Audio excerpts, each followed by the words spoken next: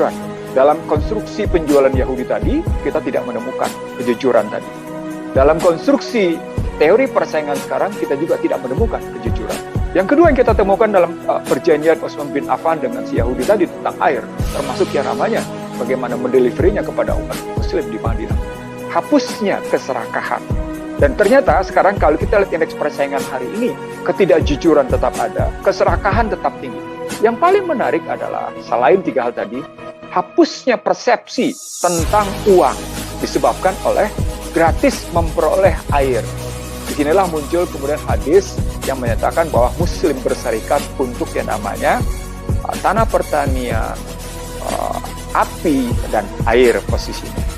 Nah, perspektif ini menggambarkan bahwa sesungguhnya kita memang harus berhijrah. Hijrah pertama kali dalam struktur ekonomi di dunia maupun di nasional, hijrah dalam pengertian hapus ketidakjujuran, hapus keserakahan, hapus bangunan-bangunan persepsi.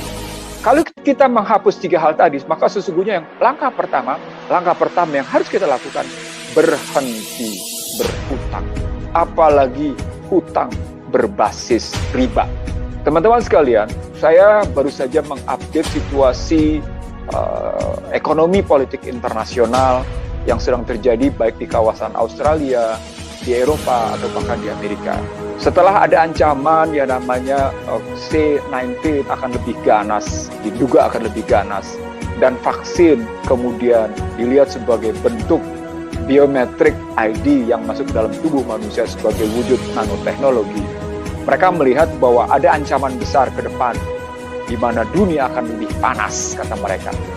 Mereka menyebutnya sebagai satu peringatan besar dari situasi global karena climate change, perubahan iklim, sudah tidak bisa lagi diatasi. Di beberapa negara bagian Amerika, memang tingkat kepanasan sudah mencapai demikian tingginya, bahkan sudah mencapai 54 derajat Celcius. Ada yang 52, ada yang 54. Sebelumnya juga terjadi di Australia, kebakaran yang luar biasa. Saya melihat global climate change itu pada hakikatnya adalah satu kampanye besar yang dilakukan oleh satu partai bernama Demokrat sejak Al Gore sebagai lawan jatuh ke Bush pada pemilu 2004 di Amerika, upaya untuk membangun sebuah strategi baru menguasai dunia.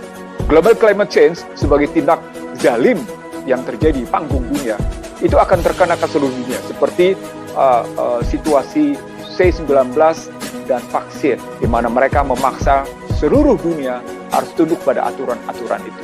Kenapa saya kemudian menggeser dari posisi hijrah yang pertama sampai dengan cerita tentang situasi yang terakhir ini?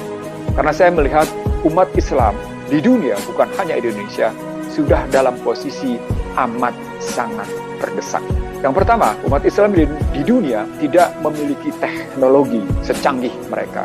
Yang kedua, umat Islam di dunia tidak punya kemampuan membangun opini publik di dunia. Seluruh media massa, bahkan sejak 1997 ketika mereka sudah menyatakan sosial media sebagai wujud persenjataan, umat Islam dunia cuma sekedar sebagai pemakai, cuma sebagai user, bahkan sebagai operator pun kita begitu didikte habis-habisan untuk menggunakan gadget itu posisinya. Jadi yang pertama adalah bagaimana kita tidak punya kekuatan atas teknologi.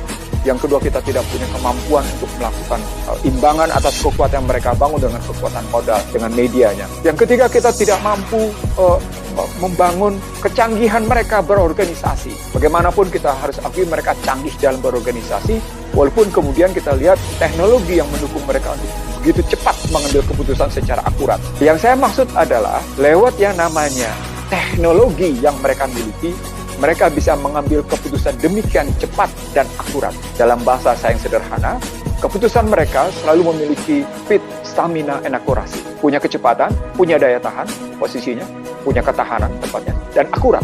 Dan ini basisnya adalah teknologi. Nah, sesungguhnya umat Islam di dunia, khususnya di Indonesia, punya kemampuan melakukan satu keseimbangan, walaupun tadi disebut oleh Zulkifli Hasan sebagai segala sesuatu bentuknya berimbang. Tapi itu sekedar kata-kata. Saya tidak ingin itu berbentuk sekedar kata-kata, sebagaimana Neno bilang, kita banyak berbusa-busa dalam menyampaikan sesuatu, tapi kemudian kita tidak mampu mewujudkan dalam tindakan. Saya ingin berhenti, teman-teman sekalian, dari sekedar berkata-kata. Saya ingin berhenti dari sekedar beretorika. Saya ingin berhenti cuma bicara di panggung-panggung diskusi, di panggung-panggung seminar atau webinar. Dalam pengertian berhenti adalah saya tidak ingin lagi dakwah model kata-kata itu tidak diluncurkan dengan dakwah tindakan nyata. Nah, kalau sudah seperti itu, maka kata kuncinya adalah harapan baru yang kita mesti bangun. Harapan baru yang kita mesti bangun dalam posisi sekarang adalah kita mengubah sistem perekonomian yang kita miliki. Kita harus mengubah hal-hal yang patut kita tinggalkan, karena begitu kita berhijrah masuk ke dalam sistem ekonomi Islam, terutama ekonomi politik Islam, maka kita akan mendapat apa yang disebut dalam Al-Baqarah 218. Hai orang-orang beriman, berhijrahlah kamu dan berjihadlah kamu. Maka kamu akan mendapatkan tanah di bumi ini sedemikian luasnya daripada tanah hijrah, daripada tanah yang kamu tinggalkan.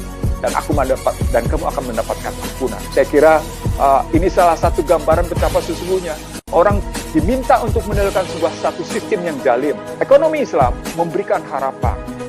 1 Muharram 1443, jika diterapkan dalam perspektif ekonomi Islam, itu berarti perintah untuk mengatasi yang namanya kehinaan. Perintah untuk mengatasi ketertindasan. Karena bagaimanapun tidak peduli siapapun yang namanya masyarakat Islam dunia, secara ekonomi politik sesungguhnya dalam posisi tertindas. Yang kedua, dia harus mengatasi, dia harus membebaskan kebodohan, harus memunculkan yang namanya mengatasi kemiskinan, bebas dari kemiskinan. Lalu yang keempat adalah dari ketimpangan. Yang kelima adalah kehinaan. Jadi, permintaan atau anjuran Allah untuk berhijrah dan kemudian berjihad di jalannya. Kalau kalimat 218 Al-Baqarah jelas sekali kalimatnya. Berhijrah dan berjihad. Karena tanah hijrah itu lebih luas dan engkau akan mendapatkan ampunan dengan rezeki yang luar biasa. Maka saya memberikan makna bahwa sesungguhnya ketika kita hijrah secara ekonomi politik, maka kita akan memiliki ketahanan yang luar biasa. Saya setuju pada beberapa pendapat tadi tentang misalnya pentingnya kita untuk, saya tidak ingin menggunakan bahasa asing, respect dalam hal ini. Betapa pentingnya kita hidup saling menghormati dan menghargai. Tapi muncul pertanyaan, apakah umat Islam di Indonesia sungguh dalam posisi dihormati dan dihargai? Padahal saya Ihsanuddin Nursi merasa betapa tidak dihormati dan betapa tidak dihargai. Jadi kalau tadi ada kata-kata, mari kita saling meningkatkan respect satu sama lain. Saya ingin bertanya kepada mereka yang menyatakan itu. Apakah dirinya merasa dihormati atau tidak? Apakah dirinya merasa dihargai atau tidak? Kalau sementara posisi dirinya sesungguhnya tersandera. Saya tidak ingin umat Islam di dunia. Saya tidak ingin umat Islam di Indonesia tersandera. Saya tidak ingin Habib Rizik Muhammad Syihab dalam posisi dizalimi terus-menerus. Karena andai kata ini terjadi terus-menerus, yang muncul adalah istijrad. Dan saya khawatir istijrad itulah bentuk konflik horizontal dan konflik vertikal. Saya ulang, saya tidak ingin Habib Rizik Syihab terus-menerus dizalimi, karena bisa jadi yang muncul adalah istijrad. Dan kalau istijrad itu bentuknya adalah konflik horizontal dan konflik vertikal disebabkan tingkat ketertindasan, tingkat penekanan, tingkat ketimpangan dan kehinaan terus berjalan, maka suka tidak suka akan ada perlawanan. Dan itu bukan sekedar perlawanan ekonomi, tapi juga perlawanan ekonomi politik. Teman-teman sekalian, sekali lagi saya tidak ingin beretorika, saya tidak ingin berkata-kata. Saya sudah mewujudkan dalam pekerjaan saya beberapa tahun ini, dan saya ingin mengatakan kepada Anda semua, ternyata sistem ekonomi Islam sesungguhnya justru memiliki ketangguhan amat sangat luar biasa.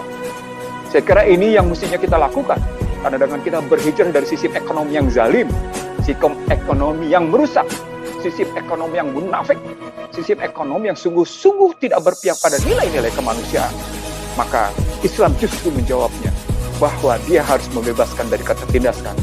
Ekonomi Islam justru menjawab bahwa membebaskan kemanusiaan dari kebodohan, membebaskan kemanusiaan dari kemiskinan, membebaskan manusia dari ketimpangan, dan membebaskan kemanusiaan dari kehinaan.